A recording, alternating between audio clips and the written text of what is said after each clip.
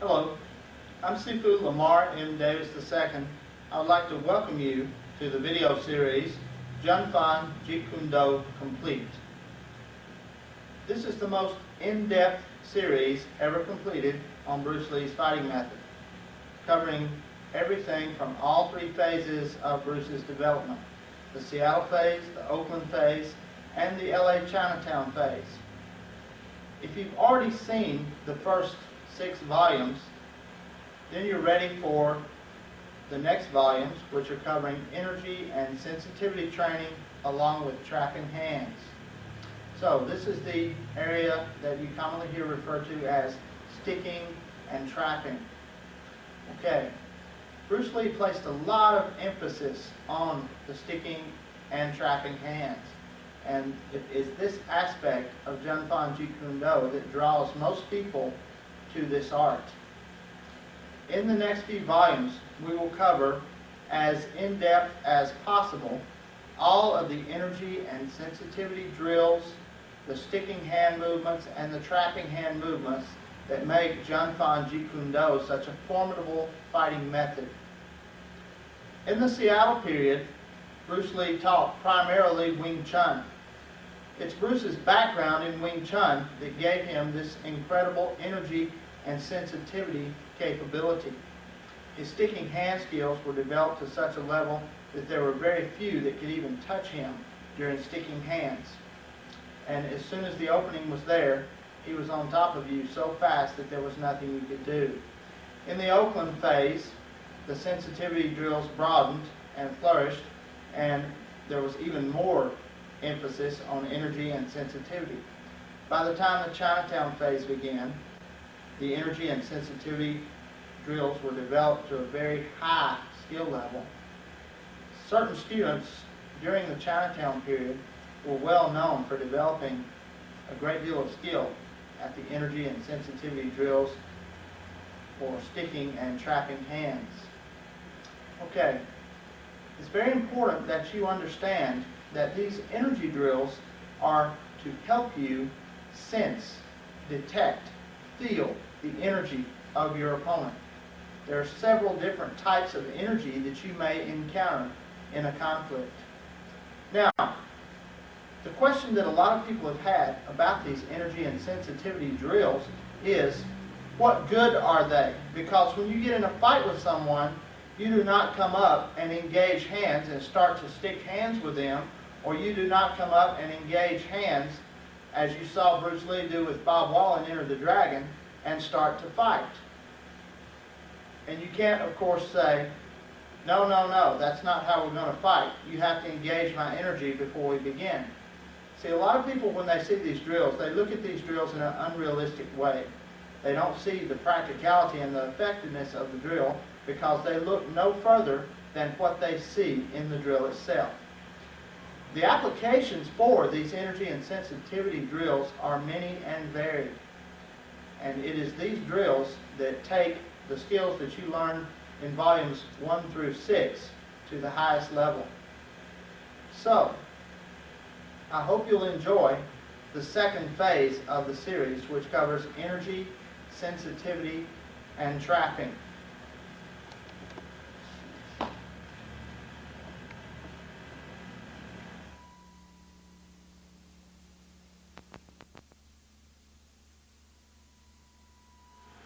I'd like to start off this volume by welcoming you to Jun Fan Jeet Kune Do Complete, Volume 10, Advanced Trapping Hands. If you saw the previous tape, you understand what basic trapping hands is all about. Advanced trapping hands is to take you further in depth. What if one of the traps that you tried from the first tape didn't work? What if something went wrong? You need something that will allow you to immediately follow up. Okay, advanced trapping will give you those follow-ups that you need. Okay, one of the first things that you need to remember, though, are the basic rules of trapping. If you didn't see the previous volume, Volume 9, Basic Trapping, you need to see that so you can get those basic rules of trapping down. One of the primary rules is never trap just to be trapping. Only trap when you have to. The primary goal of the Jeet Kune Do practitioner is to hit, to punch, to strike, to kick. That's your primary goal. The only time that you trap is when there's an obstruction on the line that you want to take. Trapping is for removing obstructions on the line. Compound trapping or advanced trapping is for removing obstructions that are still on the line after the first trapping movement occurs. Okay, in this tape we're going to go very in-depth on advanced trapping hand techniques. First of all, you might be wondering, what is compound trapping? Compound trapping is simply the combination of two or more trapping techniques together to complete a sequence and end a fight situation. Okay, so that's what compound trapping is all about. Now that's what we're going to be doing all through this particular volume. We're going to be concentrating on compound trapping. Very rarely will you see just one thing done. We'll be doing two or more things all the way through the tape. So it's very important that you pay real close attention, because this compound trapping is a bit more difficult. And to a certain extent, you actually need the hands-on training. You need to feel the energy.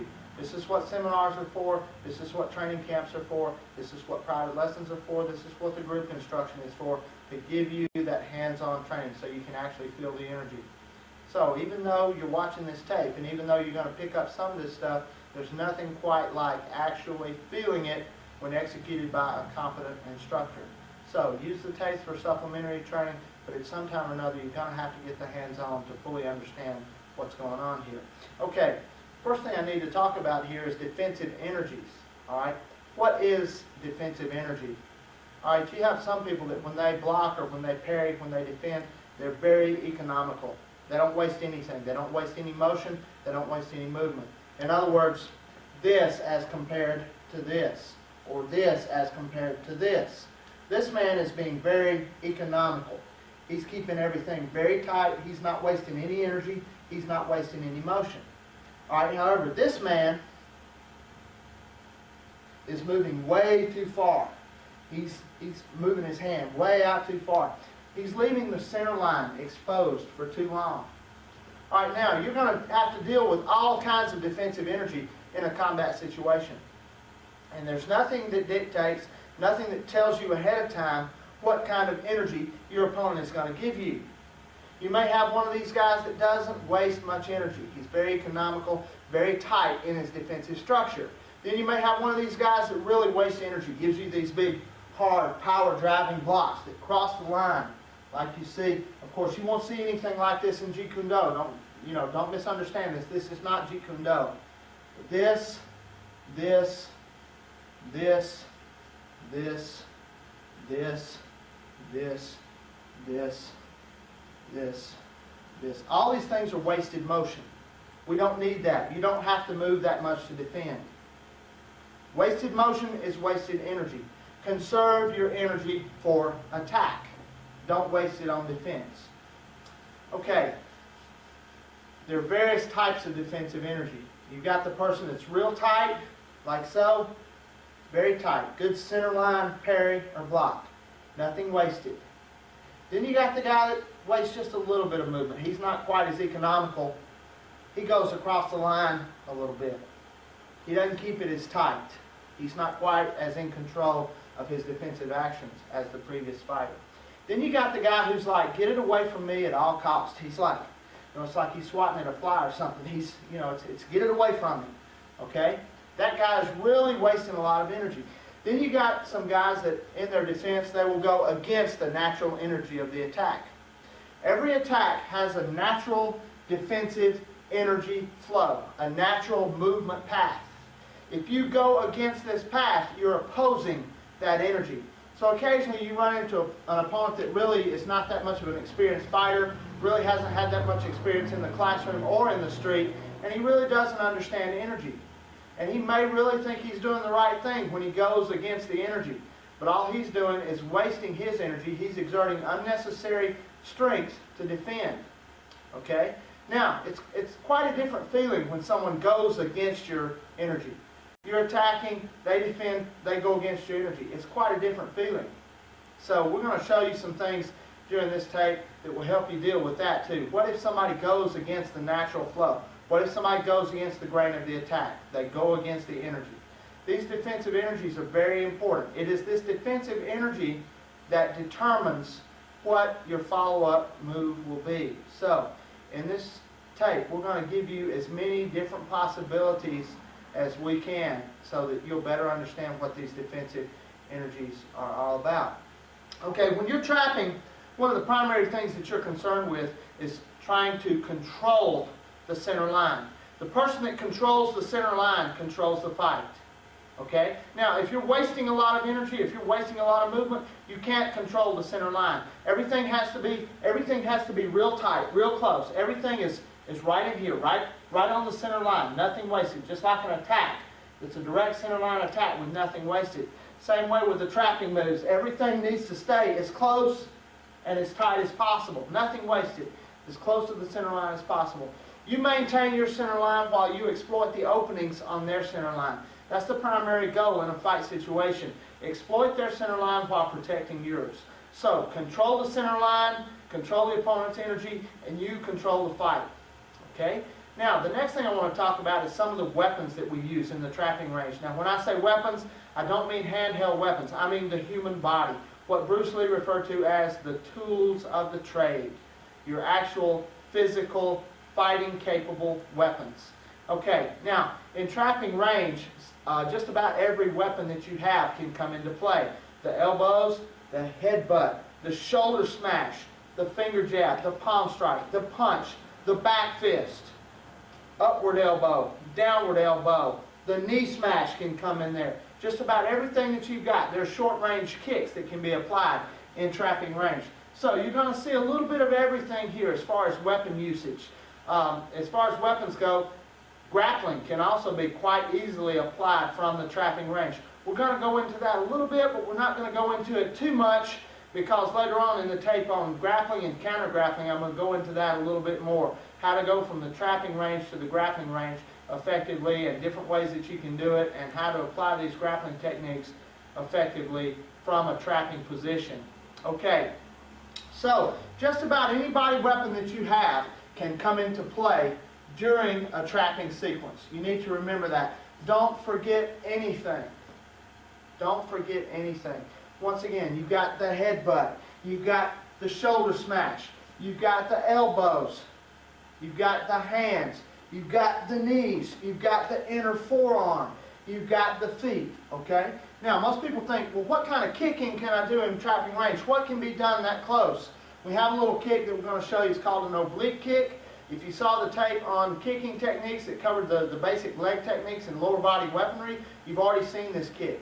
But we're going to show it to you again, and we're going to show you how it applies in the trapping range. Also, there's a very tight, close-range hook kick that can be applied in the trapping range. That's an important technique. You need to understand that. You need to know how to use that. We're going to show you that too. Okay? Certain techniques can be applied, such as a stamp kick, which is stamping down onto the instep, raking the shin. There's a little kick that we sometimes like to refer to as a scoop kick. There's several techniques that can be done with the leg that can be applied in the trapping range. Although that's not your primary functional tool, it's still very important and you need to remember it in the trapping range. So these are the basic weapons that we use. All right, just about anything can come into play. That's what makes this range so dangerous, so deadly. That's why a lot of Jeet Kune Do practitioners say that's where the fight really starts, when you get into this trapping range. Okay, now we're going to review what we call reference positions. All right, you might be saying to yourself right now, what is a reference position? What importance does this term have? All right, reference positions are positions that you start these trapping drills from that keep you from having to go through a lot of unnecessary movement. In other words, if you start from a reference position, you start from the actual trapping range where the trapping would occur from. And you don't have to go back and recontact every time. You just start and you go from there. And you can get twice as much done. If you're working with your partner on trapping drills, you can get twice as much done by using these reference positions. They're very important. Okay, Robert Curbo is going to join me now, and we're going to show you some of these reference positions. All right, the simplest reference position that we have is right lead to right lead, outer wrist to outer wrist engagement. Okay, that's right here. Notice my outer wrist contacts his outer wrist. Now this is what we call a high line engagement. Now the reason this is called an engagement is because this is where I first engage his energy. Remember we talked about defensive energy, there's also offensive energy. So I could engage his energy on the defense, or I could engage his energy on the offensive. I could be attacking and he could defend, Okay? So now, I engage his defensive energy with my offensive energy. He could be attacking and I could be defending. So now I engage his attacking energy or his offensive energy with my defensive energy. Okay? This will not be a common response, but this is just to give you some idea of what we're talking about here. Like I said, we're trying to keep it simple and make it easy to understand. Okay, so from the high line outer wrist engagement, now we're going to drop down to the low line outer wrist engagement. Okay, this is another very important position. Okay, notice that my outer wrist connects with his outer wrist here. Okay, this is another fairly common position that you'll see. Okay, now we're going to go back to the high line and we're going to engage inner wrist to inner wrist. This is another fairly common position that you'll see. This would be if he were in a right lead and I were in a right lead and I fired a punch and he delivered a defensive action. Remember what I said earlier about opposing the energy? Okay, this defensive action will be opposing the energy flow, but it would be very possible that this could occur in combat. So when I fire my punch, he meets me here. Okay, he's going against the natural energy of the attack, but still we ended up here. Okay, so these reference positions put us here, put us here, put us here, without having to go through all the stuff that was necessary to make that initial contact. Okay, now, we're going to talk about some more because he could also be in a left lead. You need to learn to work against opponents in both a right lead and a left lead. Okay, now we could have right lead to left lead, high line outer to inner wrist engagement here. We could have low line outer wrist to inner wrist engagement here. We could go back to the high line, and this time my inner wrist could be engaging his outer wrist. Okay, now the way this would occur, I would be attacking, he would defend. Once again, he's going against the energy, but still he defended, and we ended up here. Okay, now to get this position, if I were attacking and he defended going with the energy, see we ended up here. All right, now if I attack low and he blocked down on it, we ended up here. Okay, so instead of going through all that and firing the attacks every time, we just start from one of these reference positions, and it makes it much simpler. You can really get a lot more done here using these reference positions. Okay, the next thing I want to talk to you about is what we refer to as the asking hand.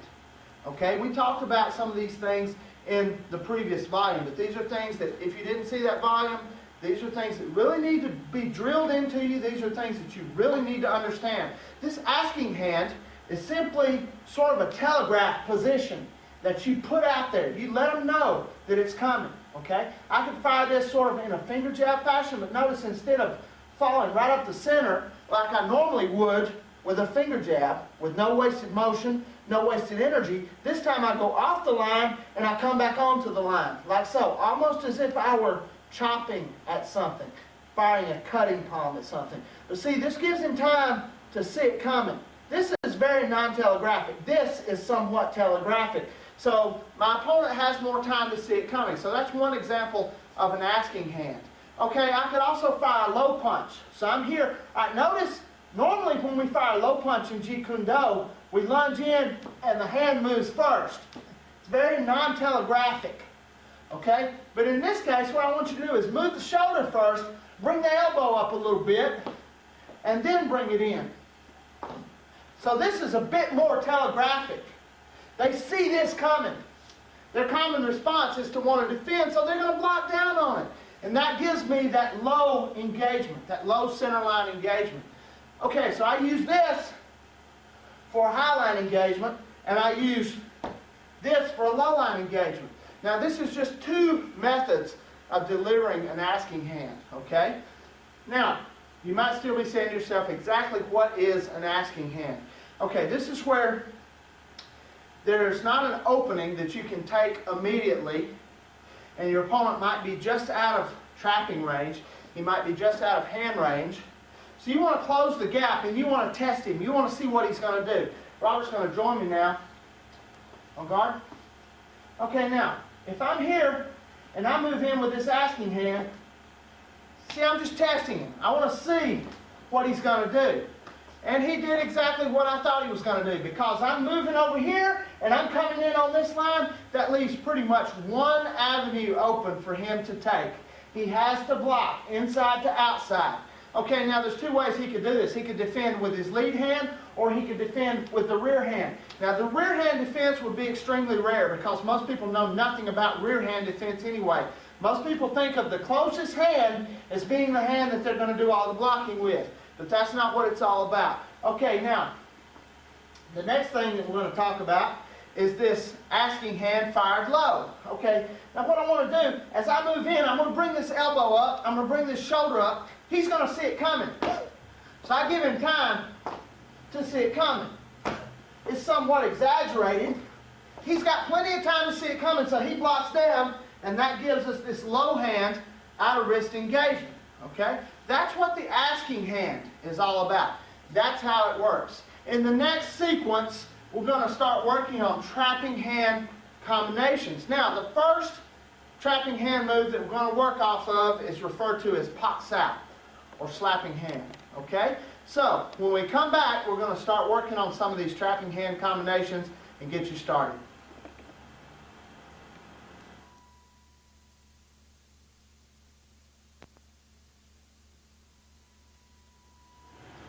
Okay, in this sequence we're going to start showing you some of these compound traps that I've been talking about.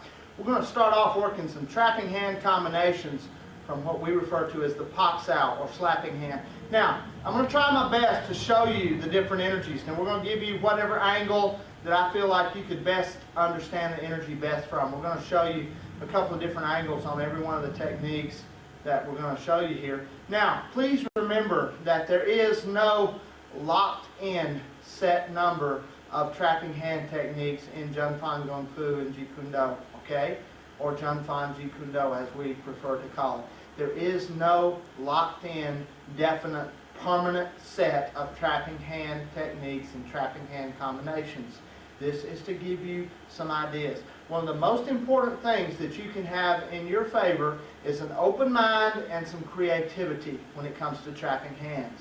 The more creative you can be, yet still sticking within the basic guidelines, the better off you're going to be, and the better you're going to be able to get with these trapping hand techniques. All right, this time Robert's going to join me, and we're going to show you some of these basic trapping combinations from the Pak Sao. Okay, we're going to work first from the high line, outer wrist to outer wrist engagement here. Okay, now if you'll remember from the tape before, we're not going to go in depth on this because you should know this already from the tape before.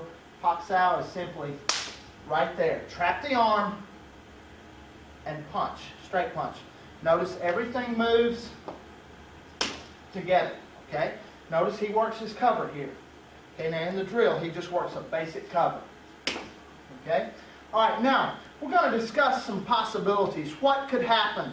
What could happen here? What could he do to defend against that initial Pak Sao, that initial slapping hand with an attack? Okay? All right, now the first kind of energy we're going to talk about is the man who's very economical, very conservative with his energy. He wastes nothing. Okay? So he's going to have a very close centerline parry. No wasted energy, no wasted motion. All right, now watch closely what I do. This is what we refer to as a double Pak Sao.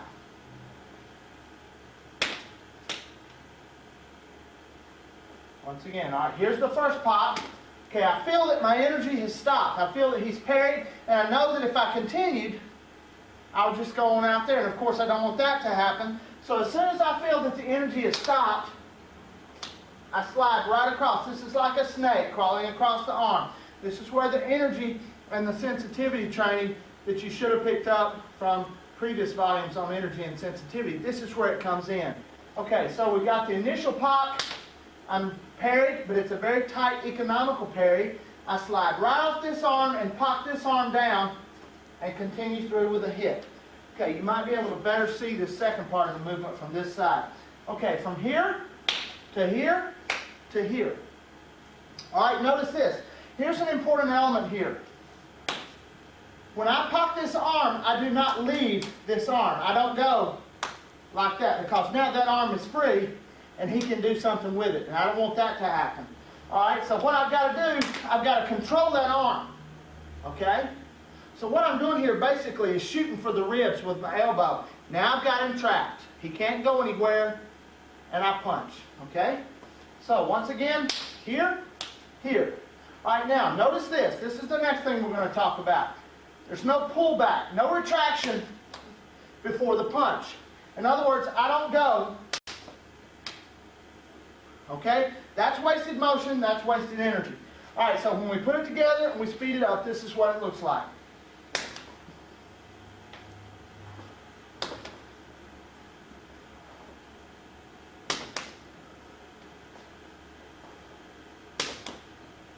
Okay, right there. That's what you're looking at. Notice that I've checked his leg for safety. The arm is completely trapped. He's closed off. And I've landed my hip with no telegraphic motion. All right, that's the first drill that we're going to show you here, double Pak Sao. Now, the next drill that we're going to show you is what we refer to as Pak Sao to Lin Lop Sao. Lin Lop Sao is the cross-grabbing hand. Okay, now this time, he's going to waste a little bit of energy. He's going to parry right across the center, just across the center, just enough to expose the center line.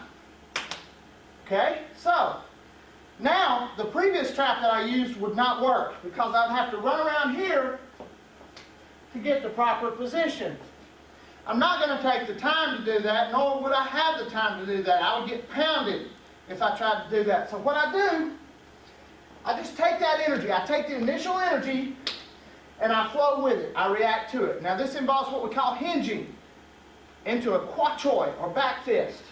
So I've got Pak Sao, Lin Lop Sao, kwa choi. Notice the cross-grabbing hand. Notice how it comes in. Notice that it's automatic. Notice that it flows from underneath. Notice that I don't go.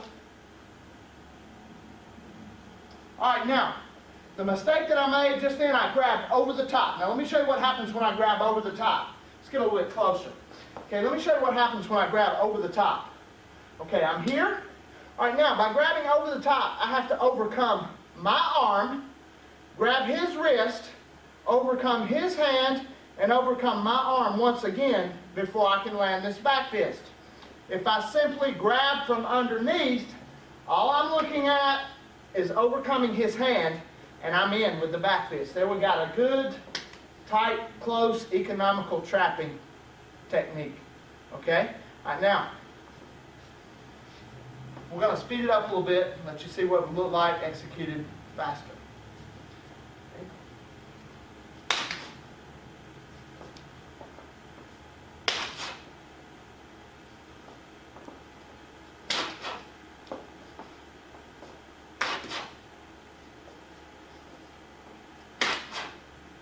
Okay, notice, good solid trap position. He can't use this arm because it's pinned, okay? That's very important here.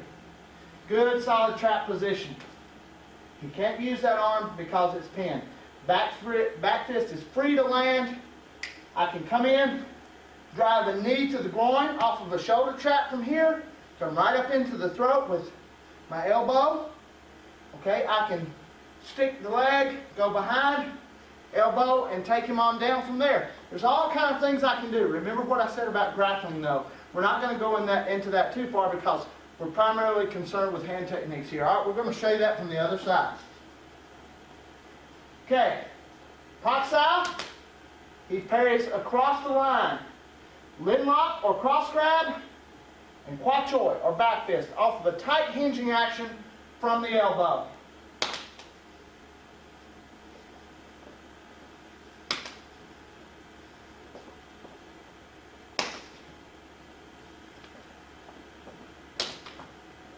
Notice that the Pak Sao lands on the upper forearm as close to the elbow as possible and on the elbow if and when possible.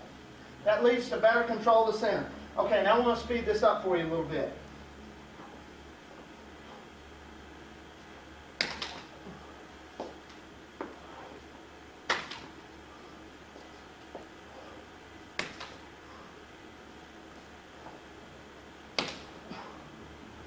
All right, that's the basic Pak Sao to Lin Lop Sao motion. All right, now from that same type of defensive energy, there are several other things I can do. I can insert what we refer to as a Tan Sao wedge. Then I can use a Pak Sao to land another attack. Or I can roll to a Bong Sao and do what we refer to as a scoop and land either a shovel hook or a side palm strike to the ribs. Now that's what we're going to show you next. Alright, so against the same type of energy, He's parrying just across the center now, just wasting a little bit of energy here.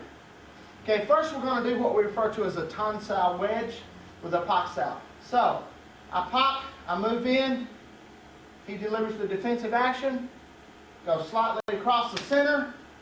Okay, now from here, this hand comes in with the Tan Sao or palm up hand. This hand executes a Pak, and I hit. Now this Pak becomes what we call a Gum Sao or pinning hand. Okay, so once again, we got 1, 2, 3. Now this time I chose to use the side palm. Okay, several attacks are possible. All right, we got, once again, 1, 2, 3. Okay, now speed it up a little bit.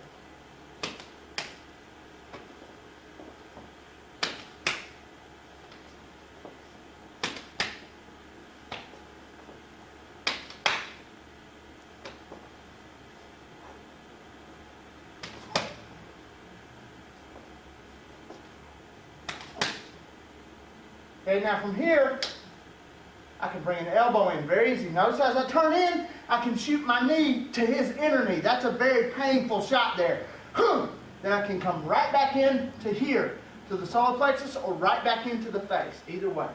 Okay, we'll show you that from the other side. This is Pak Sao to Tan Sao wedge.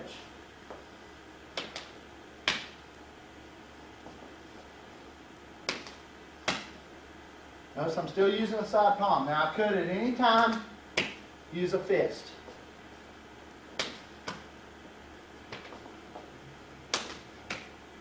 Okay, now from here, I could go straight in and up with an elbow and boom, right back down into the throat if I wanted to. Several possibilities. Okay, we'll speed that up a little bit now.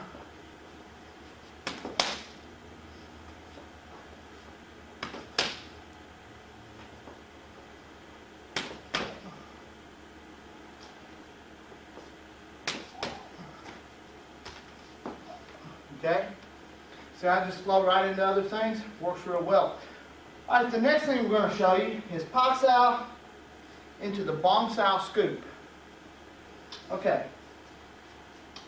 So, I move in. Now he's going to parry the same way, just across the center. I'm going to scoop it out and palm smash the ribs. Okay?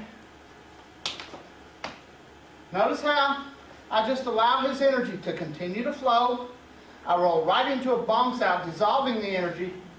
Then I fire my strike, which is either a side palm or a shovel hook.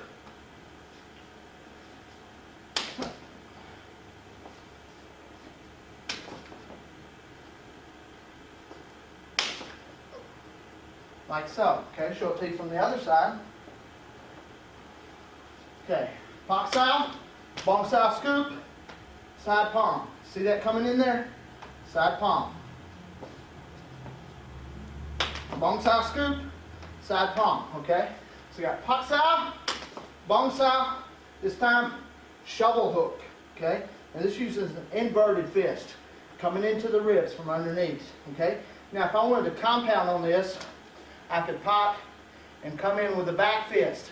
Right off of that back fist, I could come back and trap the arm, lock it out, break it if I wanted to, drive a knee right into the sciatic area, or simply apply downward pressure and take him on down, at which time I could take out the throat if I wanted to.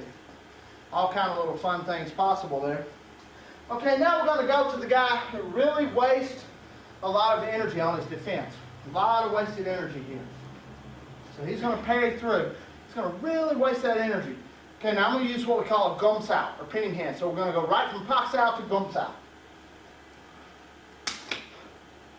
Once again, landing a back fist. Notice he essentially trapped himself here.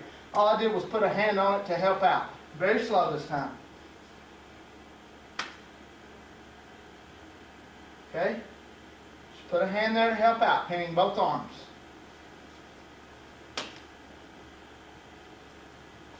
Notice once again the tight hinging action of the elbow. That's very important too. And now I'll speed that up a little bit.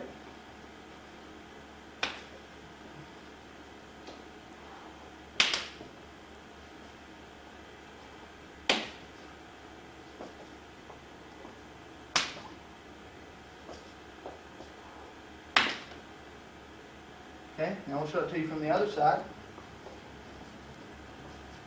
Okay, Pak Sao coming in. Starting off once again the same way. He parries through. This time he really wastes a lot of motion. I simply flow right into a Gum Sao or pinning hand and hinge the back fist in immediately. Okay? Slow again. See how easy it is? Change angle. See how easy it is? I just flow right through and into the hit. Okay, now we'll speed it up for you.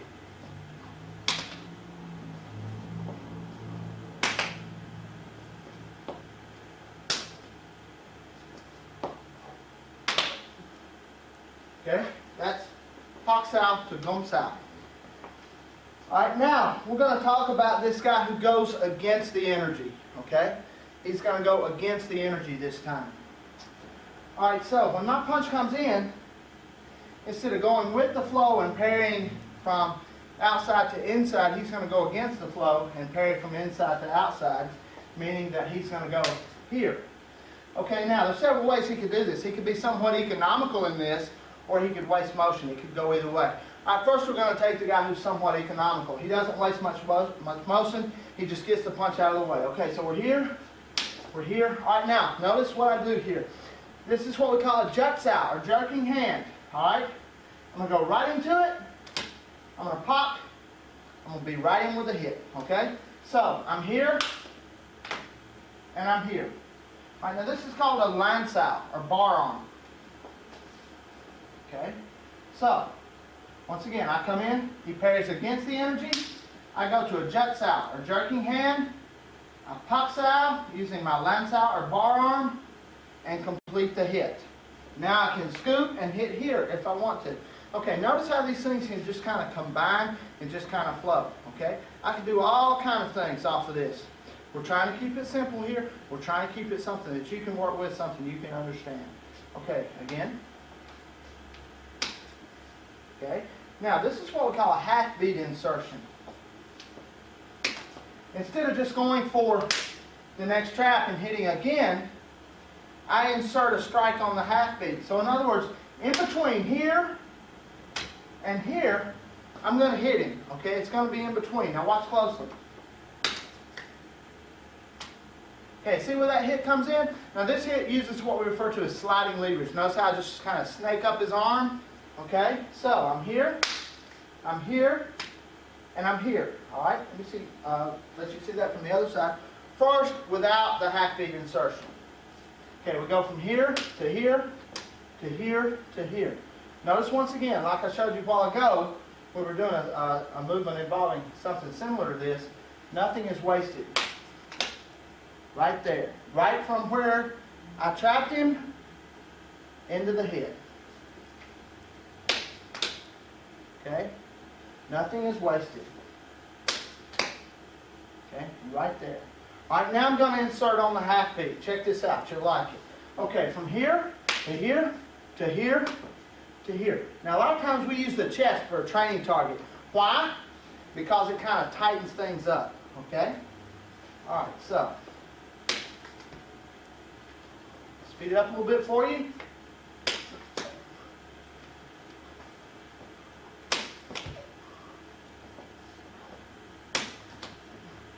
Okay, see the half beat shot coming in? Okay. Alright, once again, at a different angle. Very slow. Still a different angle. Very slow. See that sliding leverage?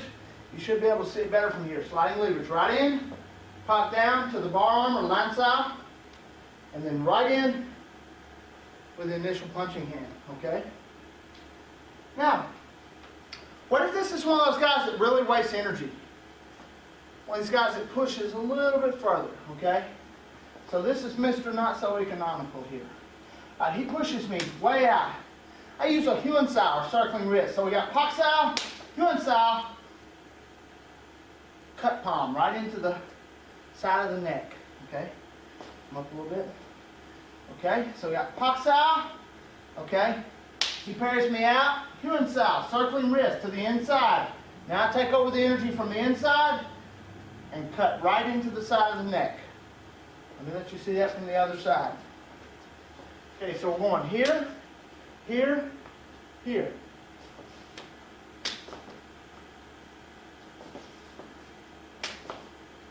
Notice the hue inside. Notice how smooth it is. Okay. Notice I was here.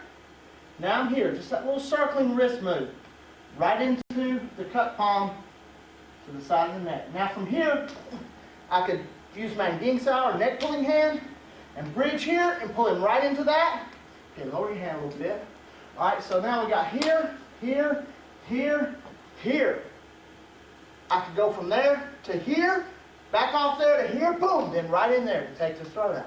Okay? That's just some of the things you can do. All right, another possibility here. You got here, here, boom, here.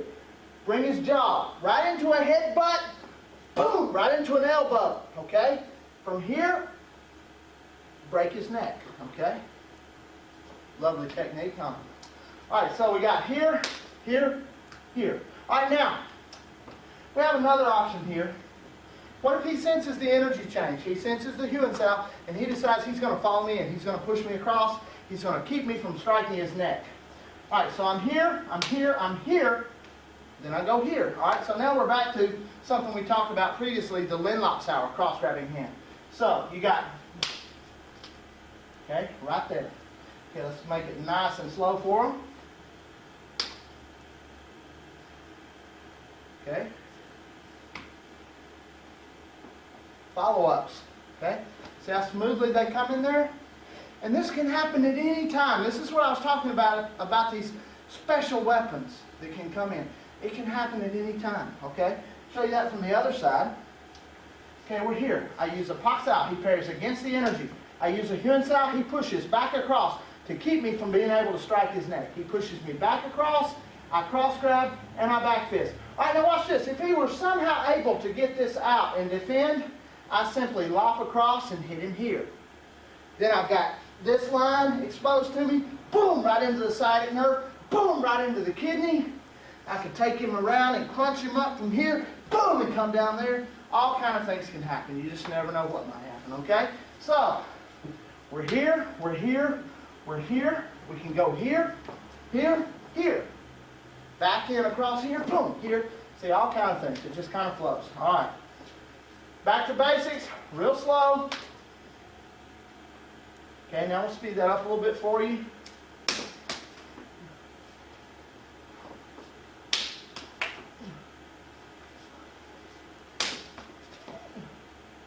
Okay, see what we got there? Now notice from here, look at this position.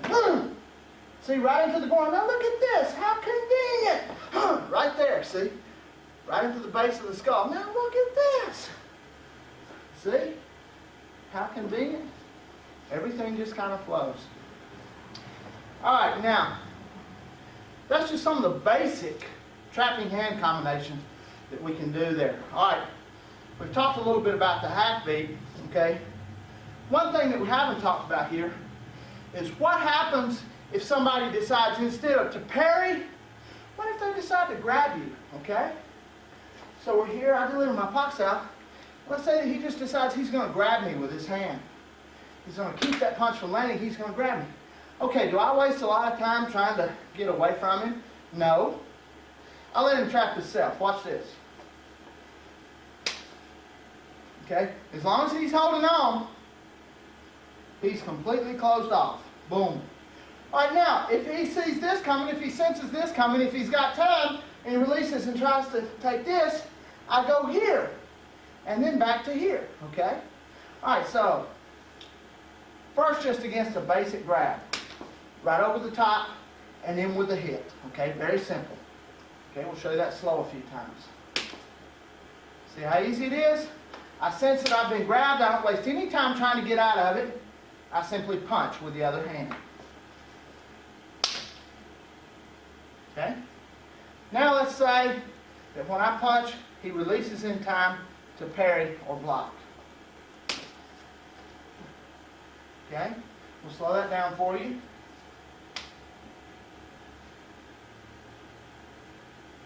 Now we'll speed it up a little bit.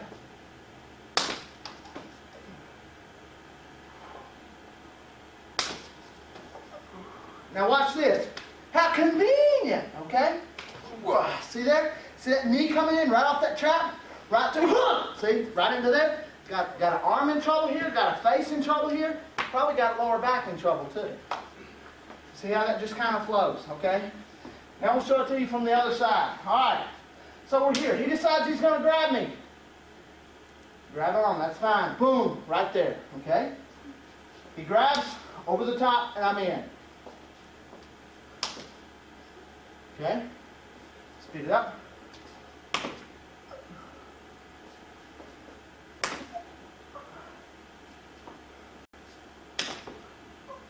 Okay? All right, now, he lets go in time to parry. Okay? Under and over. Okay? And this is where that ungodly sequence that you saw a while ago came from. Okay? So I could start it off with that if I wanted to. Alright? Okay, so, once again, slow.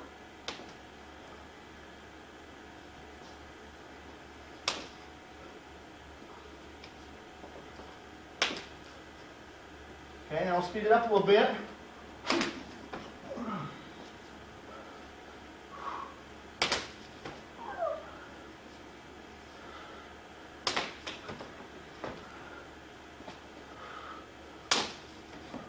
Okay, now, boom, right into there. Boom, boom, boom. See? All kind of fun things can happen from there.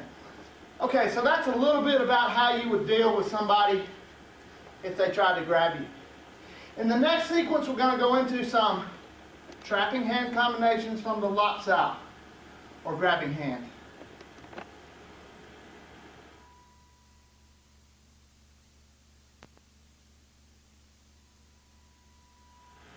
In this sequence, we're going to go into what we call trapping hand combinations from the Lop Sao. Now, Lop Sao is grabbing hand. Okay, Robert's going to join me now, and we're going to go right into this. Now, once again, there's several possibilities here. We're just going to show you some of them. We can't cover it all in this brief tape. So we're just going to show you what we think you need to know to have a good solid foundation base to work from. Okay, Lop Sao means grabbing hand. It occurs from here, okay? Now, let me point something out to you before we go on any further. I just thought of something. Also, that Pak Sao that I just showed you, you could have started from down here, okay? And it could have gone here, and any of those other things could have taken place from that position. If he had parried just across the line, we could have gone here, okay?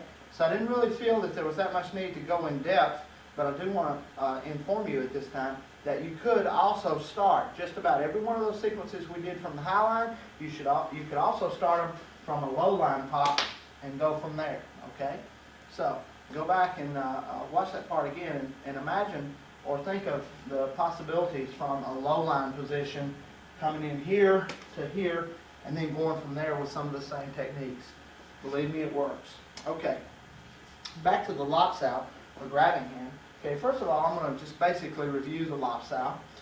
Okay, Lop Sao is grabbing hand. From here, I rotate the wrist, turning the palm down. As the blade of the hand comes into contact with his arm, I pull downward sharply, sliding down the arm and taking my grip right at the wrist. Okay? Now, my follow-ups to this, there are many possibilities, but the basic one that we teach, the basic one that we drill, involves just a simple punch. Okay? And then there are many follow-ups that could occur based on that simple punch. All right, now, first thing we're going to do is what we refer to as a double Lop Sao. Very simple, okay? I fire the first lop and strike, okay? He defends. Okay, now this is going to be a fairly economical defense, okay? And I'm not going to feel any great resistance, so I'm just going to pull him back across the line, trapping this arm with his rear arm. Okay, so we're going to do this slow a few times, then we'll show it to you kind of fast, and we'll also talk about some of the possibilities for the follow-up strikes. Okay, so from here, we go to here, and then to here. Okay, it's very simple. I take his defense, I rotate my wrist, pushing him just across the center as I do so, slide down to the grab, and fire the technique right from there. Okay, once again, notice the directness here.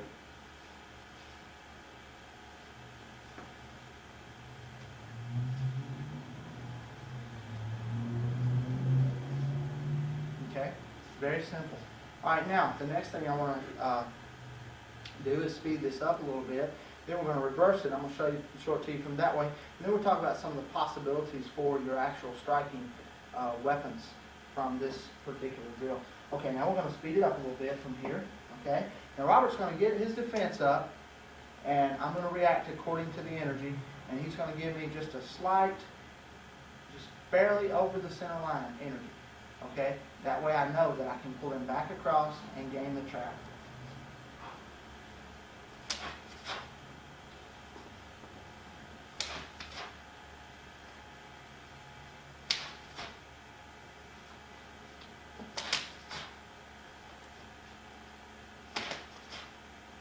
Okay.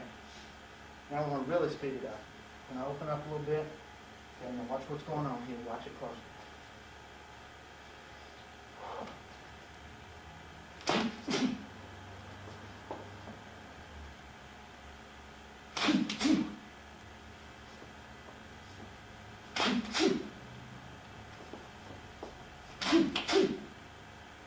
Okay, now, it's hard to really open up on this, and I'll show you why. Because right here, at this point, it's very easy to break their arm across your body if you really put a lot into this. Okay, so Robert doesn't want me to put a lot into this and break his arm, so I'm going to oblige him and not do it. All right, so from here to here. Another mistake people make when they're doing this drill is they think of it as it's just a drill. What difference does it make? And they automatically go for the grab. Okay? Now in the street, if you automatically go for a grab and there was no defense there, what are you going to do? You're going to get creamed. So try for the hit. Remember from the rules of trapping, there should be a strike before and after every trap. So here's the one before, okay? Or rather, if we took it all the way through, we got here. This is the first one. Then here, okay? Now, I've delivered the hit, so this is before. Now here comes the trap, and here's the after, okay? So there was a hit before and after every trap, okay? But now if he didn't block the first one, if he didn't defend, I've got to make sure that I hit him. So I can't afford to train where I automatically go for the grab, because there may not be anything there to grab. What I've got to do, I've got to know that my strike was defended first, okay? So I've got to punch through. I've got to make that fist. I've got to form it, and then I've got to slide from here and go right into the punch. That's very important. Okay, now we'll show it to you from the other side, and then we'll go into some more combinations. All right, we got lock 1, lock 2. 1, 2. 1, 2. Notice the economy of motion here. Notice that nothing is wasted. Notice that I'm forming my fist. I know I've been blocked or parried, and then I go for it. That's very important. All right, now I told you we've talked about some of the striking possibilities here, some of the weapons that can come into play. Okay, I've been using throughout this sequence just a basic straight punch. Now I'm going to show you some other things that I could be using. Okay, I could hook.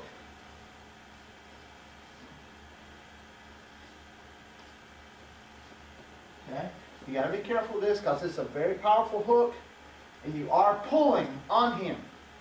So you got to have good control here when you're working this with speed, because it would be very easy to pull him right into the hook, which in the street, that's what you would want to do.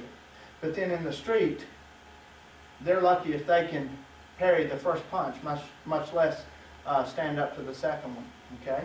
All right, so I'm going to speed it up a little bit with a hook.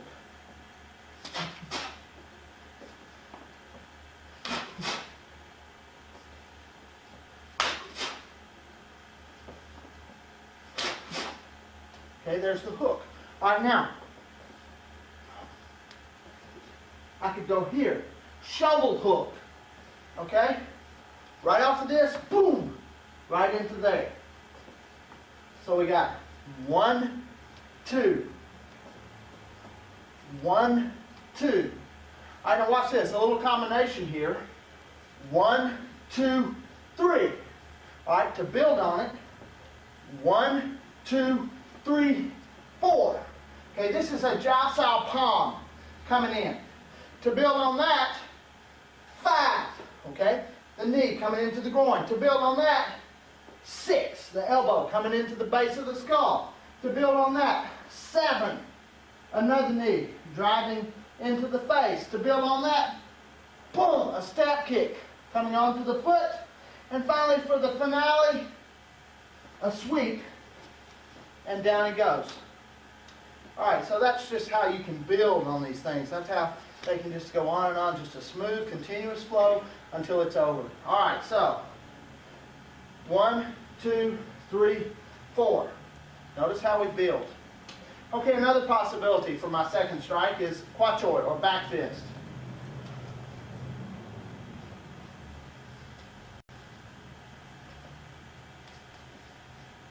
Okay, I lop, I punch. Okay, the defense is there, I lop, I whip a sharp, quick back fist right in. Okay, now speed that up for you.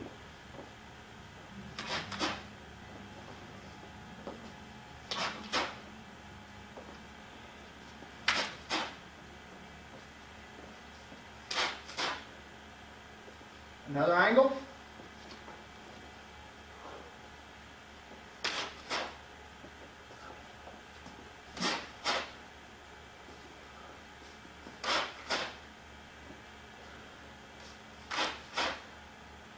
Okay, that's the back fist. All right. Another possibility, a side palm. Right into the face, right into the jaw. Notice how this fits the jawline. Drives the head back, exposing the throat for immediate follow through with something like a nice elbow coming in. Okay, notice how I cover myself here as I bring the elbow into the now exposed throat from the palm smash. Okay? Gotta be careful, can't get carried away here. Okay, right there. Notice how that flows. Just a smooth, even, continuous flow. Now see, I add another move here. Okay? Then another one, which is the knee. Then another one, which is the elbow. Then I go into some grappling. And I tie him up here. Okay? Alright. So, 1, 2, 3, 4, 5, 6, 7, 8, 9. See? Just a smooth, even, continuous flow. Alright, now we'll swap places again. Alright, now we're going to deal with some different types of energy. Okay, this time, when I lop, instead of maintaining the center, he's going to press outward, like so. Okay, now watch what I'm going to do. Watch how I'm going to answer this. Okay, I lop, he presses outward. I simply step through. Check his arm as I fire an open hand strike using the web of the palm right into the throat. Okay? So, we're here. We're here. Okay? Now somebody asked me one time, wouldn't I be open as I fired that web hand strike? No, watch this. Okay? Once again, we flow. Okay? So, I'm here, I'm here, I'm here, I'm here. Okay? Just a smooth, even, continuous flow. Okay, show you that from the other side. I lop, he parries wide. I cover with the time, I hit. Okay, now this time I came back out. Alright, so this time I used the cut palm, and I came back out into a time. Okay, now springboarding off the energy again, boom! This time I drive it in real hard, and I can take him on out. On out of the picture, literally. Okay. Alright, so, here, here. He tries to come in, okay, he gets that. Again, okay, lop, step through here, here, here. Alright? Okay? See, that was the hit. Now, as he came in, I hit, then I sprung back out. Then I trapped and came in again. Okay? So, that's how that can happen. Alright?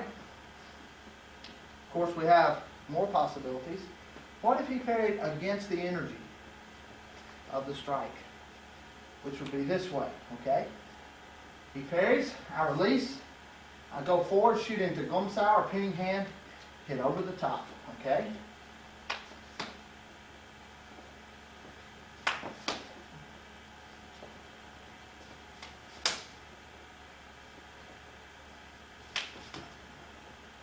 Okay. From the other side, I lock, he parries against the energy, I pin and hit over the top.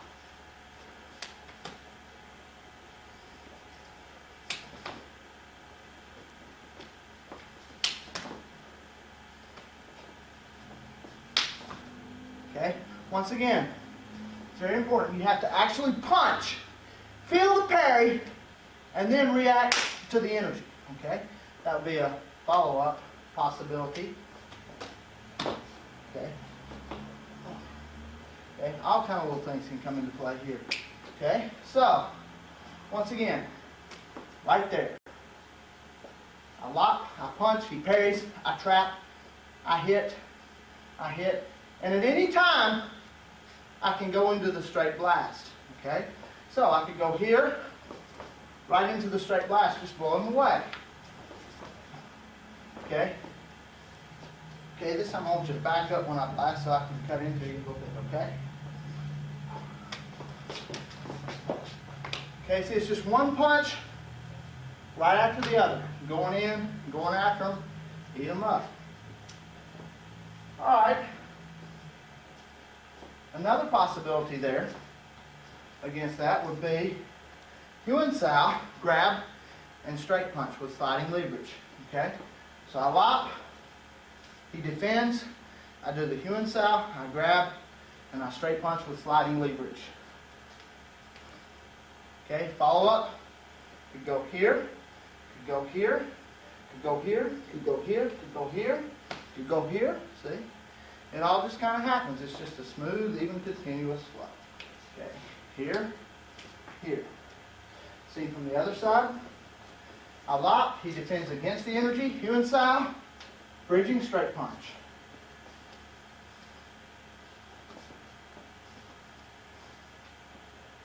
Okay? As you'll notice, this one is a little bit more difficult. Anytime a Kune Sao is involved, that circling wrist, the energy has to be just right. Remember, if you don't need it, don't do it. Okay, another possibility that we're dealing with here is the possibility that I don't have to actually follow through with this punch. Okay? That's not an absolute necessity. All right, but if I do follow through the punch and if he blocks, I don't necessarily have to lock either. Okay? All right, so I'm going to punch, and this time he's going to parry from inside to outside. He's going to parry properly with the energy, and I'm just going to retract. Okay? This is just a quick retraction, and boom, I'm right back in. All right?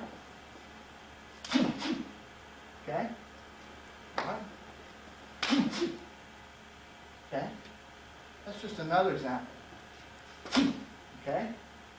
Notice how, when he parried me, he passed. Okay, he's past the center.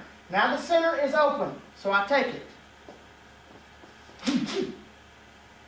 Okay? Now I can follow through with something else. Show you that from the other side. When the center is open, okay,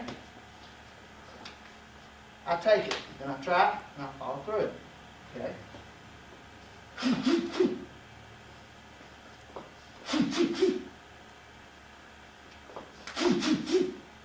Okay, that's what we got now. Looks fun, doesn't it? Okay, this time, he's going to parry against the energy, okay? He's going to be coming this way, and I'm going to retract and hit, okay? Okay, see that?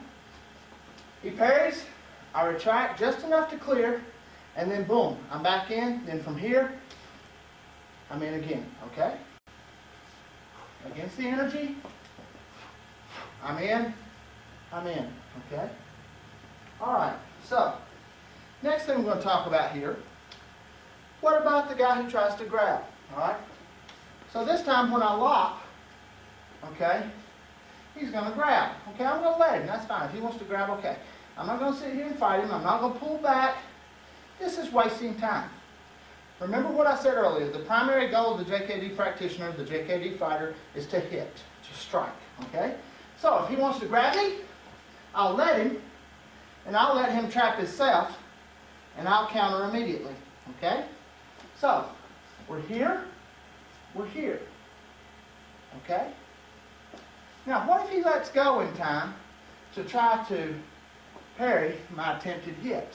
I just go to Lin Lop Sao and I'm in. So now we've got, okay, we've got here, here, here. Now what if he grabs this one?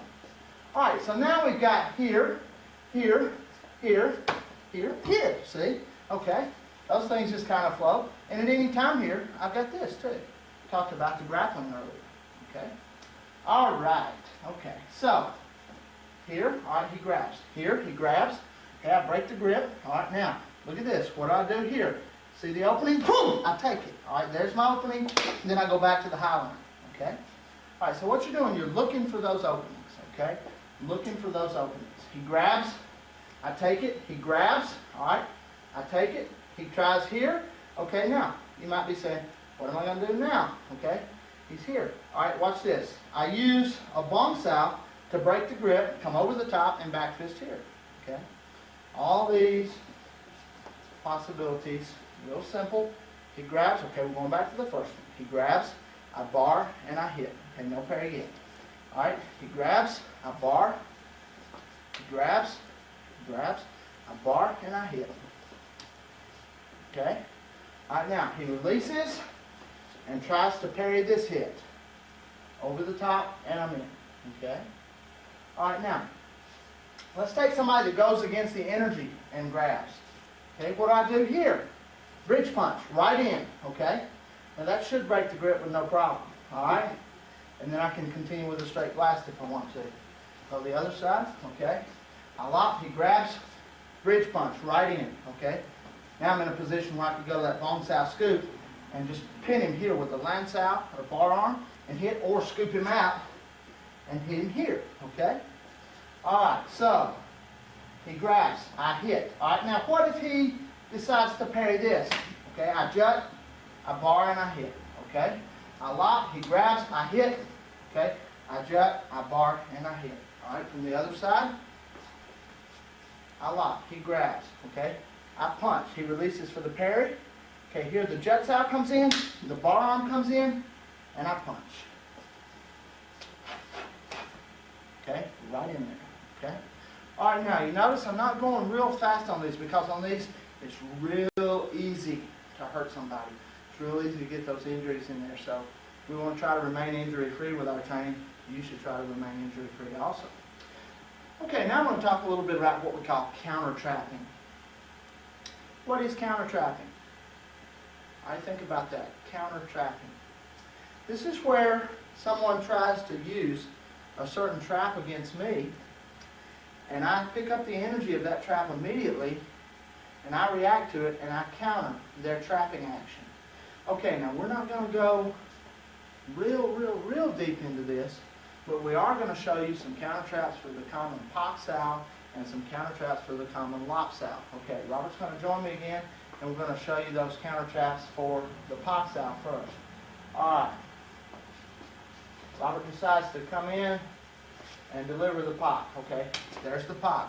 Alright, now what I do, as soon as I sense that he's coming, as soon as I feel that Pak coming in there, I'm going to back off and give a Pak of my own and come right back in with my own punch. Okay, this is a counter trap for Pak Sao.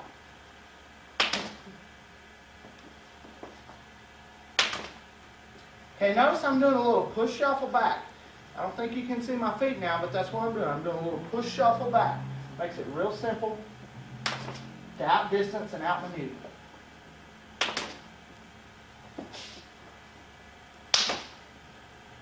Okay, see what we're doing? Now what this footwork does, this keeps him from pinning my arm to my body where I can't use it. Okay, now I could be in trouble. Alright, another possibility here for a counter trap is to immediately fire a sliding leverage Bill G or finger jab onto the line of the punch. Okay? Okay? Very slow. Very slow. Okay, now watch this. From here, press and back fist. Okay, press and back fist. All right. Okay, notice I use a little Pak Sao, a bent wrist, elbow in position here to pull his arm to my body to make sure I've got him while this back fist lands. Okay? All right, also, going back for an instance to our Lop Sao combinations, I could lop, foot, and hit. I wouldn't have to just lop and hit. I could go from a Lop Sao to a Pak Sao to hit to control him a little bit better. Or I could go from a Lop Sao to a Pak Sao to hit to control him a little bit better. That would just be some more possibilities there, some more things for you to experiment with, just some things that you might like. Okay. All right, so once again, he comes in with a Pak Sao. I use the sliding leverage Jeet or finger jab, press, and hit him with a back fist. Okay, this will be another counter trap for Lop Sao. Okay, we'll show you this from the other side. Okay, first of all, using the footwork to outdistance and then counter pop.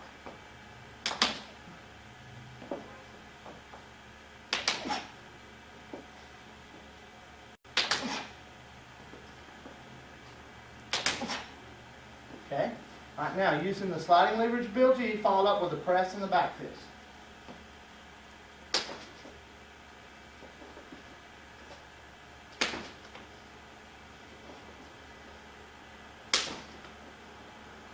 Okay, see that from another angle.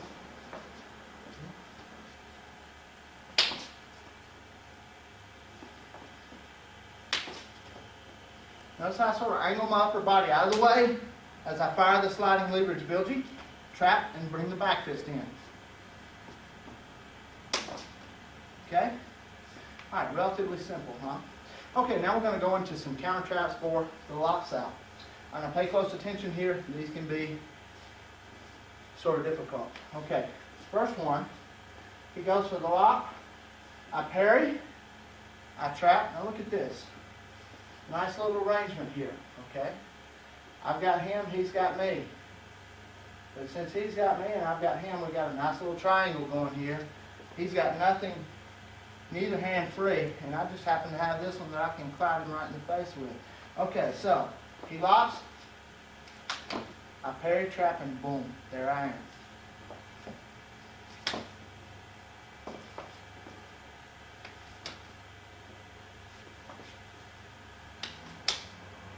Okay, from the other side.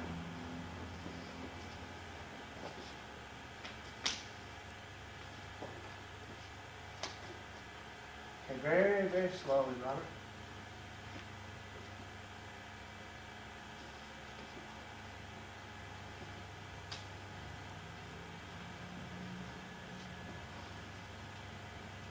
Yep.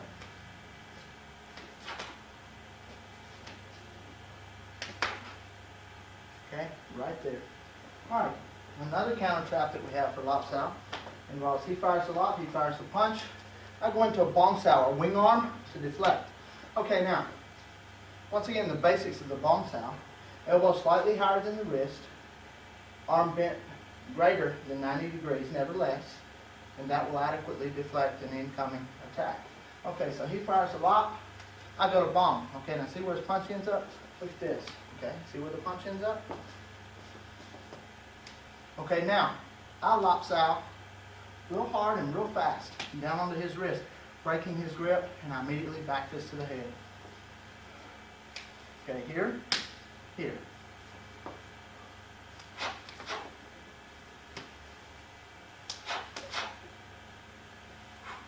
See how convenient?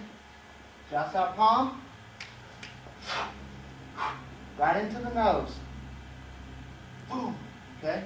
Now, look at his position here. From here, I can drive this in, I can come in with this, I can go with this. Okay? Once again, all kind of things just kind of flow. So we got here, here, here, here, here, here, here, here. See? They just kind of flow. All right, now we're going to show you one more counter for the Lop Sao. All right, this time he lops, I yield to the energy, duck the punch, and smash right into the solar plexus with my elbow, okay? Now another slight variation of this is to parry the punch, back fist, and then smash.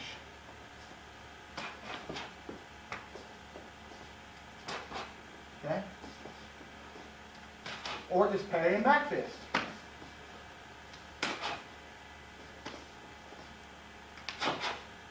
Okay, same from the other side. He locks, I sink, boom, I smash. Notice the duck. Gotta have a good duck in there, or boom, you get smashed, okay? So, gotta duck, gotta have a cover hand up there. Okay, by the way, this is the least recommended of these. Okay, he locks, he punches, I parry, and I answer with a back fist. Boom! Then I smash with the elbow.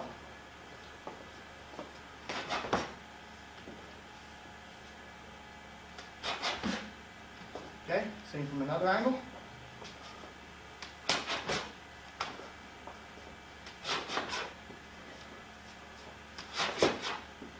Okay, just like that. Alright, these are some of the basic counter traps. In the next sequence, we're going to show you what we refer to as the beat, which is a movement that Bruce Lee took from fencing.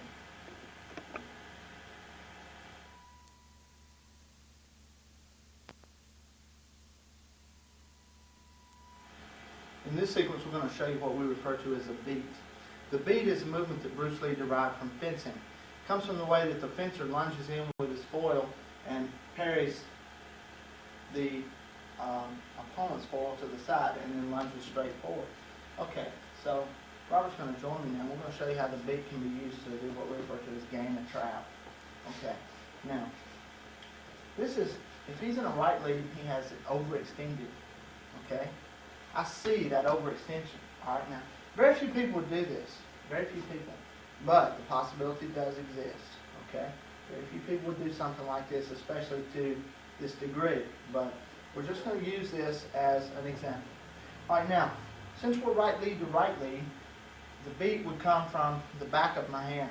Now what I'm going to do, I'm going to lunge in with a push off and meet the back of his hand. And whatever energy I get here determines what I do after the beat. This right here being the beat. Okay, now I could get a very passive type of resistance. In other words, I could feel that he's just going to give. Okay, now what I do in a case like that is pock and hit. Okay, pock and hit. So I'm here, he yields, I Pak Sao, and I hit. Okay, speed it up a little bit.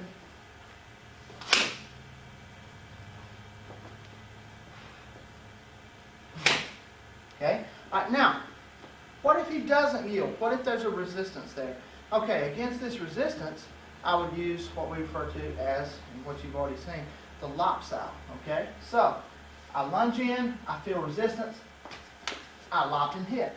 Okay, slow that down for you. I lunge, resistance, I lop and hit.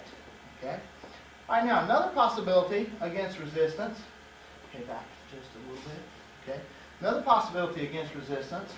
I lunge, I beat, I feel the resistance, I do a Jiao Sao, a running hand, and take him here with a palm strike.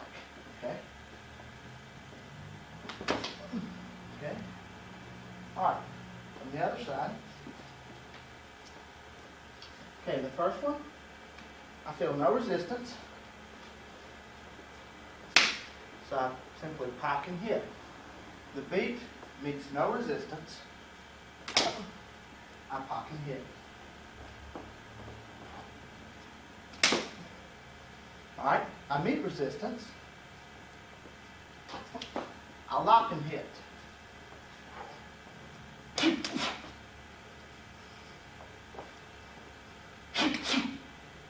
Okay, I meet resistance, I Jiao Sao and hit.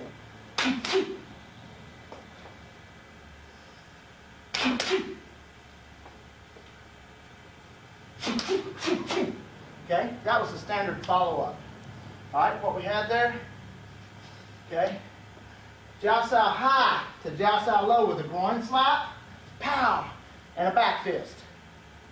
Okay, now I could have built on that. I could have gone here, here, here, here, here, here, here, here, here. See? Okay? All those things could have occurred. All right. But we're not going to get so far into that we forget what we're doing here. All right, now, another occurrence could be left lead. Okay, now in this case, I use the palm for the beat. So, I'm just out of range. Okay, he's in a left lead. I sense that his lead is overextended.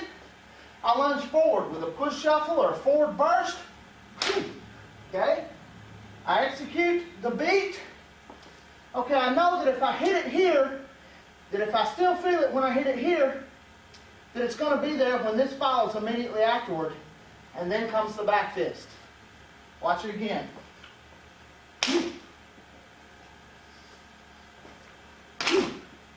Okay, from the other side.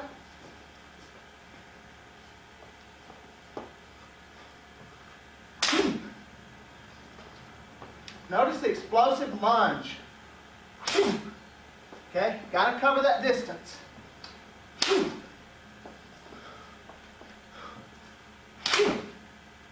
Okay, that's what we refer to as the beat. All right, now we're going to go into some trapping hand combinations from the Pak Sao, or running hand palm. All right, we'll start off slow. Okay, from here, the Pak Sao is executed by contacting the arm to retain his arm position as you do what we refer to as run the hand. Okay, now the way this works is here to here. Okay, ideally you get no response and you land a palm smash right into the jaw. But rarely ever would someone be prepared for such a move. So chances are you get them. Pow! But in case they were prepared and they get something up there, we've got other things we can do too. Alright, so I bring the high Pak Sao in. He defends, okay? Now, if he stays here, okay, in other words, if he's very economical, I simply use a Jeet Sao, a bar arm, and follow through with a hit, okay? So what I've got now is, okay, and boom, I'm in there, okay? Again. Okay, right there. Notice there's no wasted motion, no wasted energy. Okay, from the other side.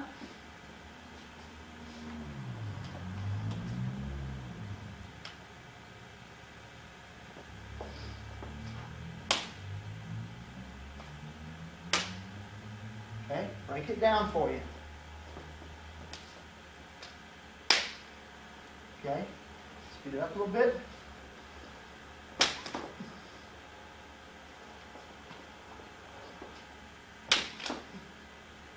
All right, now, remember we discussed earlier what we call a half-beat insertion.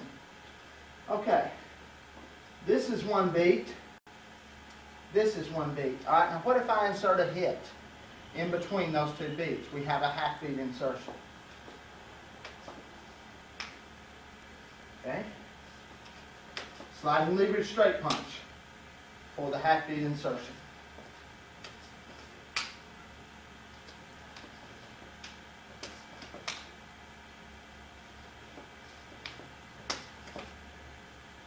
Okay, the first one, no half beat. The second one, half beat. See the similarities? Notice how quick that punch is in there. Notice how quick we insert it. Okay, we're going to speed up a little bit now.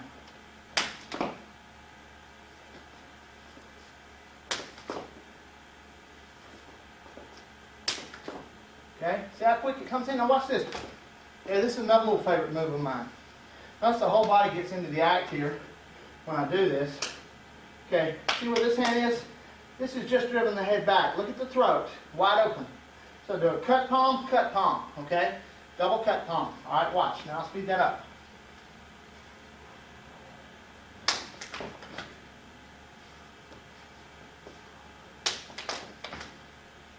Okay, from the other side. Okay, first the half beat insertion.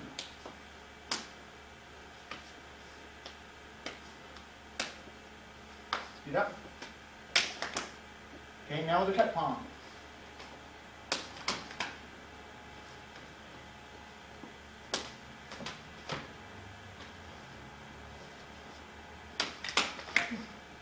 Okay, see how smoothly that works and how quick?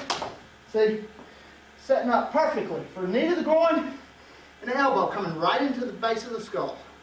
Now from here, I hook, come right down into the throat, okay?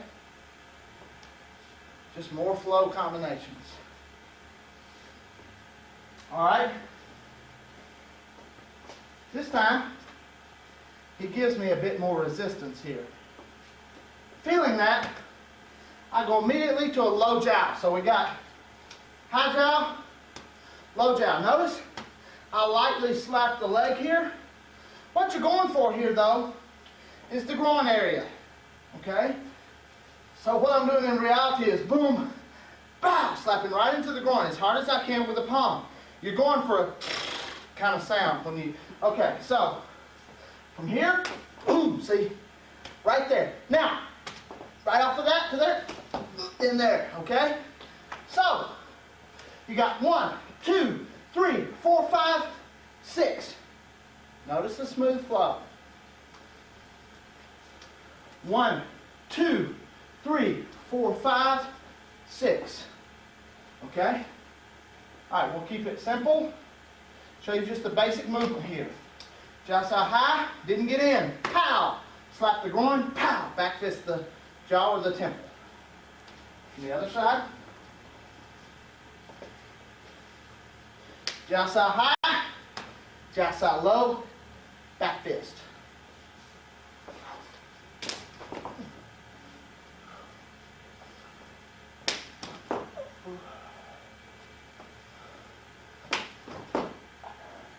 Then I have the cut hands. Then the groin smash. Then the elbow. Notice how the knee just went right into the back of the leg. Right into the spine or the base of the skull with an overhand hook. Okay? Just more simple follow-ups. All right. Here, bam, groin, back fist. Cut, trap, knee, elbow. Knee coming right in there. I can break the neck there. Okay? All right. Slow motion. High jiao, low jiao. Slap the groin, back fist. Okay? Real simple.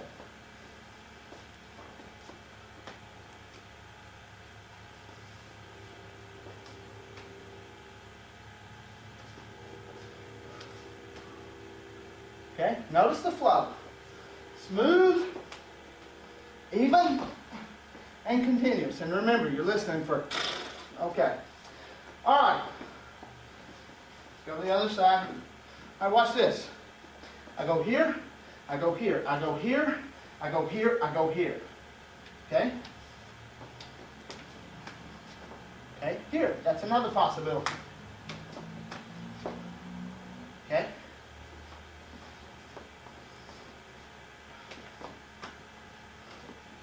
There's one. There's one. There's one. There's one. See? Just real smooth. Just real smooth, even continuous flow. Right off the energy from the first move. Okay? Or instead of a back fist, I can bring a tan hit, which would be tan da. Then I could bring a Fuk Sao on a hit, which would be Fuk da. Right here. Now from here, see, I'm set up real nicely for this elbow smash. Coming in here, and then the knee going in right there, then sweep him out, and down he goes. Okay? Just some more possibilities that we have here. Okay, now, we're going to talk about the Jiao Sao in the case of a grabber. What if you get somebody that grabs? Okay? So this time, I come in and he brings his hand across and he grabs. What am I going to do here? Real simple. He's got this. I'm not going to argue. I'm not going to struggle. I'm going to do a sliding leverage punch right into his face. Okay? So, we're here. We're here. we're here. Okay, notice how I bring the tan up. This is tan da. Okay, now, obviously this is going to break his grip when I hit him real hard in the face here. So I just come right off of that into the ribs with a shovel hook. So, here, okay, with a finger jab or a straight punch, tan da, break his grip, shovel hook. Start to from the other side. Okay, here, he grabs, sliding leverage, Pan Sao. Okay, press, back fist. All right, this is just to give you some ideas of how to use the Lop Sao, or rather the Jiao Sao, against the grappler. Okay, in the next sequence we'll go into trapping hand combinations against Lin Lop Sao.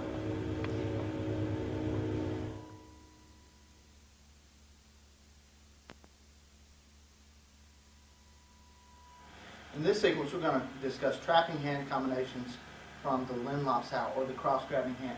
Okay, Robert's going to join me now. We'll demonstrate the basic Lin Lop Sao. Okay, now this is against someone in the opposite lead. Okay, from here, cross grab, I shoot through, I grab, and I back fist.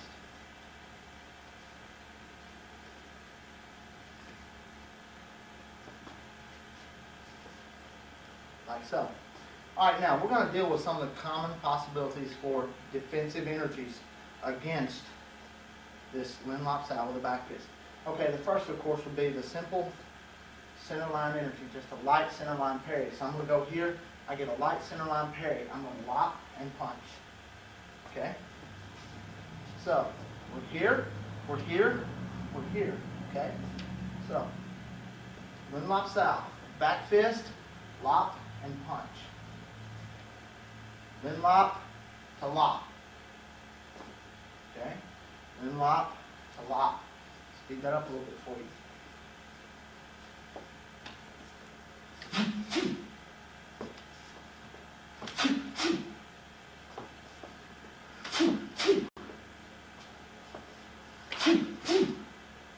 Okay, show it to you from the other side.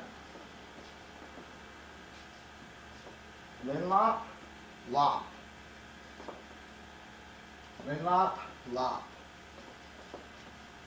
Cross grab, grab. Speed it up a little bit.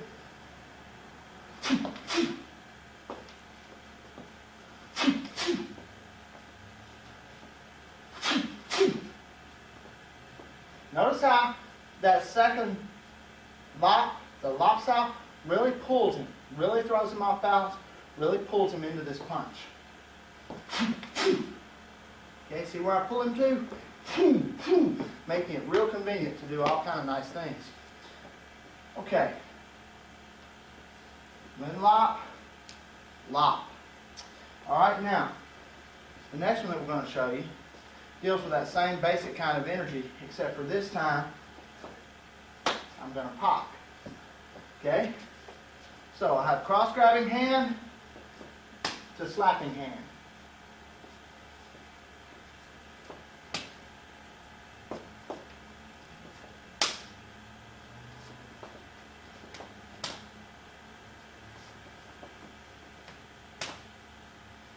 Okay, I'm going to speed this up a little bit. Can't speed it up too much because it's hard to keep from hitting somebody this close to range.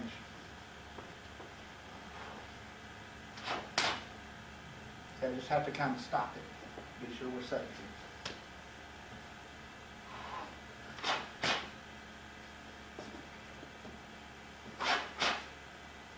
On the other side.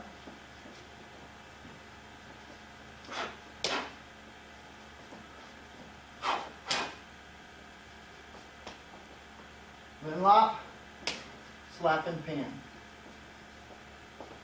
Cross grab, slap and pin.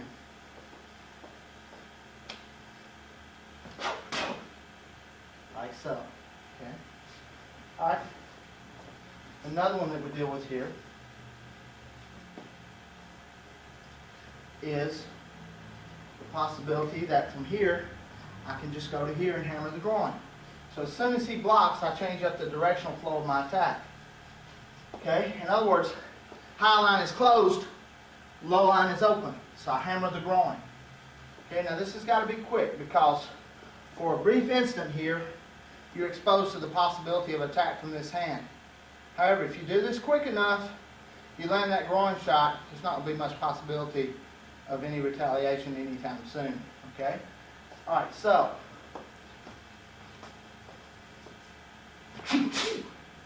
Right there with a hammer fist, right into the groin. Notice the leg check. Notice how I angle my body. Boom! Right into the groin with a hammer fist. Okay? From the other side. Cross grab, defense, boom! Hammer fist to the groin.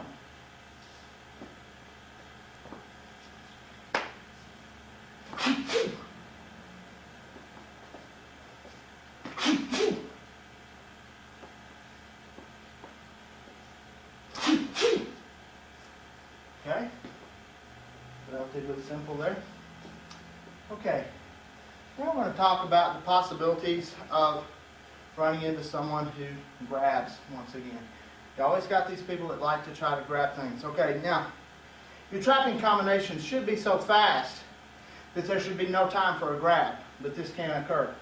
Okay, so, if I go to Lin Lop Sao, and I'm met with a grab, like so, I simply bar the arm and hit. Right here. Real simple. Bar the arm and hit.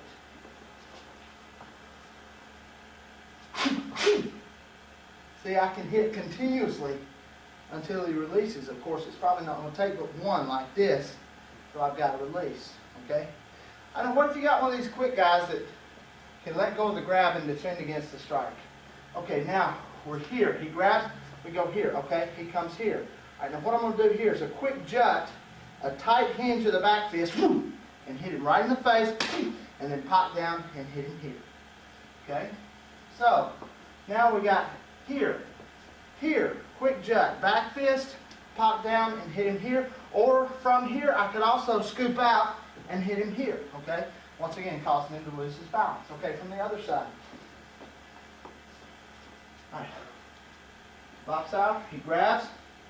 Okay, now, just a basic punch. Boom, I'm in. Okay? So, Lin Lop Sao, he grabs, I bar and punch. All right, this time we got the guy who's quick. He releases for the parry. I jut, tight back fist, pop down for the bar arm, and hit. Okay?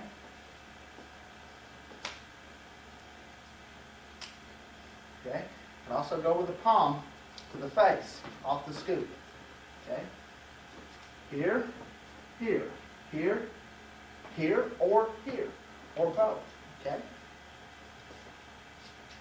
So we have Lin Lop, he grabs. I bar, I hit. He defends.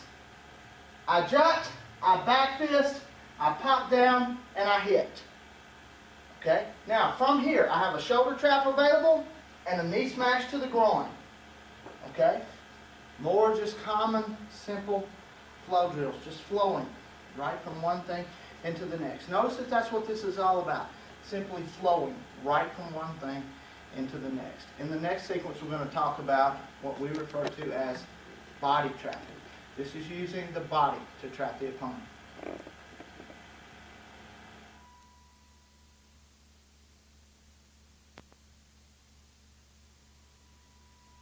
In this sequence, we're going to show you what's referred to as body trapping.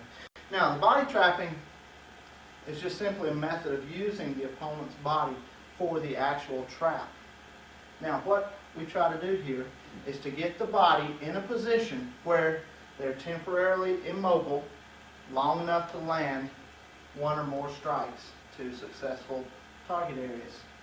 Okay, the body trapping is most often practiced out of Chi Sao because it's easier to set up a flow and flow right into the trap. Body trapping comes into trapping combinations much more harder. In other words, it's hard to just come up with a trapping combination and put a body trap in. The body traps come closer to just actually just happening. Okay, it's not like you pre-plan it; it just sort of happens. All right, so they may or may not be in a position for the body trap. If it's there, you can use it. If it's not there, you go some other way. All right, Robert's going to join me now, and we're going to show you just a basic method of body trapping. All right, now we're going to, I'll tell you what, we're going to go from the cross grab position, the Lin Lop Sao position like before in the previous sequence. All right, now what I'm going to do, I'm going to Lin Lop, I'm going to hit here. All right, now he blocks this, so what I do, I come right around tightly. Okay, now see this? Okay, strike him in the small of the back here. This is a body trap. Now the body trap is completed, boom, and all I have to do is impact to a target area where I can do some damage. Okay, so once again, here, boom, I may get parried, I may land the hit. If I land the hit, that's all that much better. I can still go right into the body trap and flow right into something else. Okay, we'll show you that from the other side. Okay, I Lin Lop. Okay, I land the hit. I flow around, right into the body trap, boom, and hit. You can't see it as good from this side, so we're not going to put as much time into it, but it's here, boom, I hit, I flow, boom, I hit again, right off the body trap. This side does give you the advantage of seeing where I'm striking him, just dead in the small of the back, right on the spine with the base of my palm, maintaining that position long enough to hit him real good a few times. Okay, that is a body trap. Another example of a body trap would be here, I hit him, okay, I hit him, his head turns through, I come around, I trap, boom, boom, and I go for it. Okay? I hit him, boom, I flow right through, right into the body trap. Now this is a good one, this hurts. I've got his leg trapped, got his body trapped, and the tip of this elbow is slamming right into the sternum. Now I could also, from the body trap position, slam right into the face. This is devastating, okay? So I'm here, boom, I hit him, I flow through, I trap, bam, I come in. Now from here, boom, it's real easy to palm smash the groin. Okay, then from here, pop, right up to the boom, and right into there. Okay, all these things just kind of flow. We're going back into that flow thing again, just flow. One thing leads to another. All right, I lock, I hit him. The body trap, boom, the elbow smash, okay? All right, now I'm going to do it complete with leg check. I lock, I hit him. The body trap, the leg check, and the smash comes in with the elbow to the head, to the sternum, to the throat. Whatever's open at the time, that's what I use. This is what we mean when we talk about body trapping. Okay, now I'm going to talk briefly about combining trapping with grappling. Okay? All right. By grappling, we're talking about holds, throws, locks, takedowns, chokes, strangles, things of this nature. Okay, we're going to show you just a few things just to give you an idea of how this works. All right, from a Lop Sao, it's real easy to flow through right into a choke. Okay, so from the lock, I pull it. Okay, now right off the pull, I release the pull, and I go right in for the choke or the strangle. And it doesn't take long, and he's out of there. Okay, to show you that with a little bit more flow, a little bit smoother, but still going kind of slow, we'll just...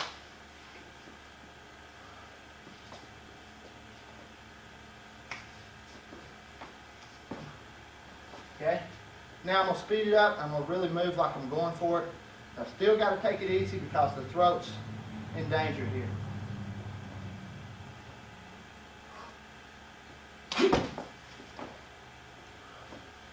Okay, and the other side. Okay, I pull him in. I go right into the choke. Okay, I lock, I pull him in. Notice this. This is a shoulder trap. A shoulder trap. I trap the shoulder with my hand. This keeps him from being able to go anywhere. He can't turn back on me. If he tries to turn back on me, he's trapped. Okay? If he tries to spin the other way and do a spinning back fist, that's a real simple matter. Okay? Real simple matter. Okay, so I lock, I pull him in, and I go for the choke. Okay? Now we're going to turn that on a little bit. We're going to bring it to life.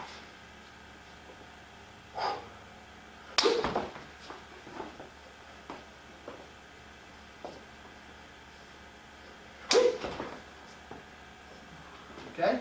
Now, I think you can see it wouldn't take much of that to put somebody out of business. All right, watch this. I lock. He blocks, I lock, boom, I break the arm. Okay? Can't do this real fast. You're really endangering your opponent if you try this real fast. Now from here, boom, hammer that groin. Lock, lock, break the arm, hammer the groin. See the flow?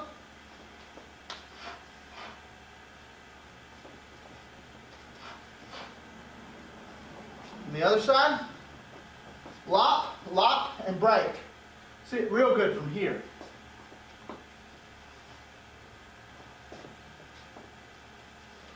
Okay, we'll speed it up just a little bit. We still got to be real careful.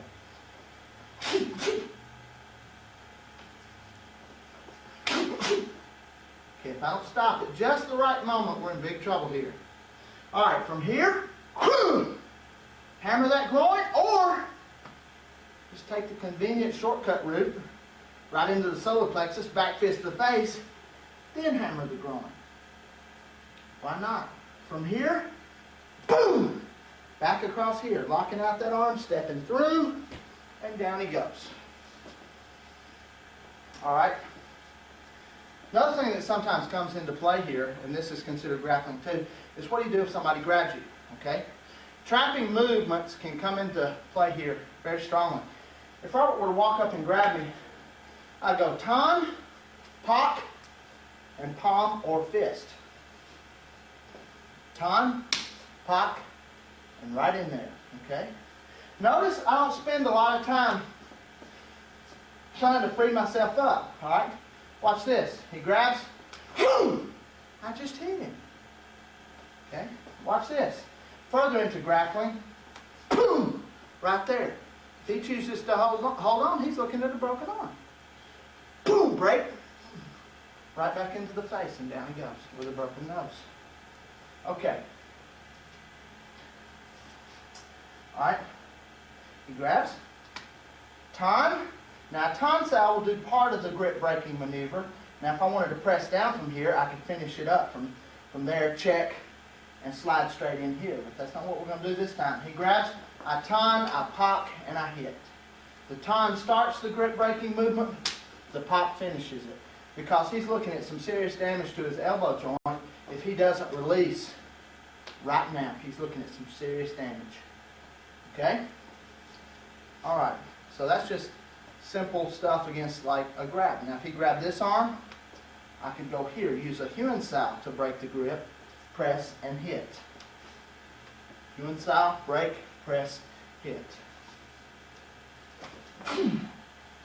Okay? Kune Sao, break the grip, press, and hit. Now watch this. Okay, right into an arm break, knee smash, sweep, knee smash, kick. Okay? A lot of little handy things can come into play there. Alright, another trapping to grappling move. Right off the Pak Sao, okay, now I pop and I hit him, boom, okay. Now, from here, the head goes back, okay. So what I'm going to do now, I'm going to swing this arm around, lock out the arm, and bar him here, okay. So I've got an arm bar and a movement pressing right into the throat. Now this is very painful. Notice the positioning of my rear leg. Boom! Right into the spine. Deadly. Okay? Deadly. Alright. From this position, let's say I fire a finger jab and he blocks. Okay? A little closer. I fire a finger jab. He blocks. I pop. I use the jiu sao to go for the side strangle. It's all over. That's another example of trapping right into grappling. Okay, now you'll see more of this in the next tape, which is Chi Sao with trapping, and you'll see a lot more of this in the tape on grappling and counter grappling. Okay, now we're going to talk a little bit about combining kicking with trapping. Okay, now this is what really confuses a lot of people, because a lot of people don't see a possibility for combining kicking with the trapping. They're thinking, kicking with trapping, how can you kick in trapping range? Okay, watch this. Alright, we have a movement in Jeet I like to call it a short hook kick, but it's used in close range to get to the rib solar plexus area. Now I can be right here, okay, now I'm in trapping range, okay, and I can fire the kick, okay, from here to here, see? So I can go with it, okay? I fire a finger jab, he blocks, then I touch down and kick. All right, I fire a finger jab, he blocks, I lock, and go right into a hook kick. Or I finger jab, he blocks, I lock, and go right into a side kick. Or I finger jab, he blocks, I lock, and go right into an oblique kick. Okay? So all these are just smooth flowing moves right from the trapping. Okay, of course there's always the knee. One way I like to use the knee is a lock, another lock. Okay? Now while I've got them both here, I like to headbutt right into the jaw or right into the nose. Now the head flies back when I do that, making the upper body go back, and look where the groin is, okay? So, we lock, we headbutt, and we knee the groin. Very devastating, very painful, okay? All right, so the knee is a way that we can use the leg in trapping range. From the Pak Sao position, I can pop, boom, bring the knee right into the groin. So there's all kind of uses for the leg here. I can come in, I can pop, I can hit, I can go back, boom. Now this is that little rising heel. This goes to the groin, pow, okay? That's a devastating movement. All right, we have what we call a lift kick. All right, that works right here. See, I just lift my leg, slide right up the leg. Use this as a runway. Just pop. Okay, right to the groin. Boom, pop. Get it again. See if I want to. Pop. See, right here. Boom. See, right into there. That hurts. Elbow smash. Elbow smash. See how one thing just flows right into another. So, thanks to these little things like the oblique kick, the short hook, and the knee smash, we've got a lot of leg weapons that we can use in the trapping range too.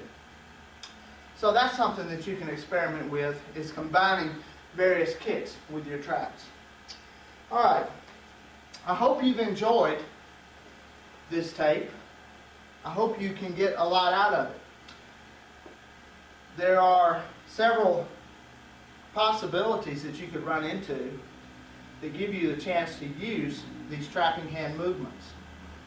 Of course, we all hope that we never have to use any of this, because that's not what it's all about.